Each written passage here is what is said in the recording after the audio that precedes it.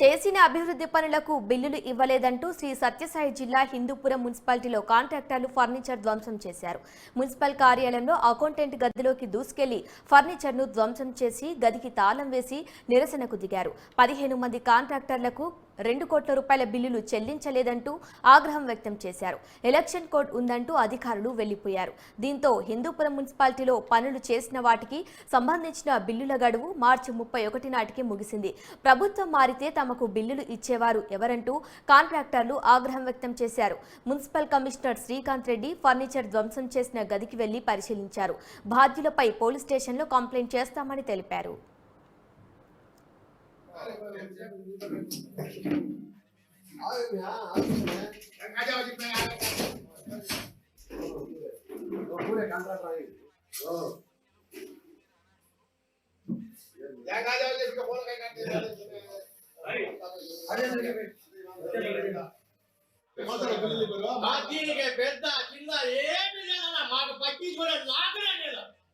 ఎట్లుందంటే ఆత్మహత్య చేసుకుంటే ప్రాణం పోయి పెండ్ల మీద రోడ్డు పైన పడతానని కాసుకున్నాం అంతే. చూసేకి బట్టలు బాగా వేసుకుంటాను లోపల ఎంత బాగుందంటే అంత బాగుంది. ఏదన్నా సంబంధం అయినా కూడా ఏమి లేకుండా ఏం చేయదన్నా చెప్పున్నా. సంబంధం తినాలన్నా కనీసం సంబంధంగా కాసుకోండి. నిన్న దేశం అంతా డబ్బులు చూడండి, మేము 1 రూపాయి చూడలేదు. ఓన్లీ హిందూపురం మున్సిపాలిటీ మాత్రమే అది. తయారీ పని జరిగింది అంటే పని లేదు.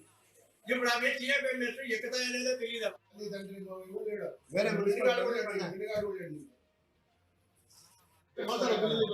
దీనికి పెద్ద చిన్న ఏమి లేదన్నా మాకు పట్టించుకోలేదు. లాభమే లేదు. ఎట్లుందంటే ఆత్మహత్య చేసుకుంటే ప్రాణం పోయి పెండ్ల మీద రోడ్డు పైన పడతానని కాసుకున్నాం అంతే. చూసేకి బట్టలు బాగా వేసుకుంటాను లోపల ఎంత బాగుందంటే అంత బాగుంది. ఏదన్నా సంబంధం అయినా కూడా ఏమి లేకుండా ఏం చేయదన్నా చెప్పున్నా. సంబంధం తినాలన్నా కనీసం సంబంధంగా కాసుకోండి. నిన్న దేశం అంతా డబ్బులు చూడండి, మేము 1 రూపాయి చూడలేదు. ఓన్లీ హిందూపురం మున్సిపాలిటీ మాత్రమే అది.